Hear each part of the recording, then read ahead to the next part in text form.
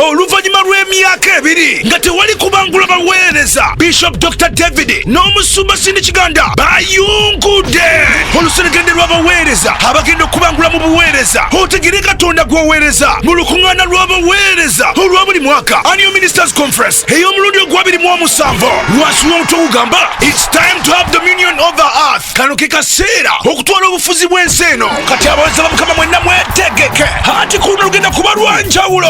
Obulamu bwo tebugenda sigala kyekimu ng'omuweereza. Tosuwa abaweereza bawano n'okuva ebweru w'eggwanga nga bakulembeddwamu Bishop Dr. Livingstone Kiganda n'omusumba Sindi olosako Apostle John Bunjo, Bishop Michael Chaze, Bishop Henry Minani, Bishop Elijah Chintu, Bishop Richard Lutwama, Apostle Robert Muga, Bishop George Oducho olosako okuva ebweru w'eggwanga Bishop Levi Silinza okuva mu South Africa, Bishop Sami Musepa okuva South Africa, Prophet Tithe King okuva Ghana, Apostle Frank Steve Ugo okuva Nigeria n'abalala bangi. Tosuba wiiki namba ejjudde okusomesebwa okuva ku Sande ngenda kusomesa 24 okutuuka ku Sande nga 3 bulumo omwezi gwa Julaayi, okuva ku ssaawa mukagezi emisana okutuuka ku ssaawa emu ey'akawungeezi ku Christian Focus Center Emmengo mu Kisenyi LC1 Kiganda Zone. Tosubwa.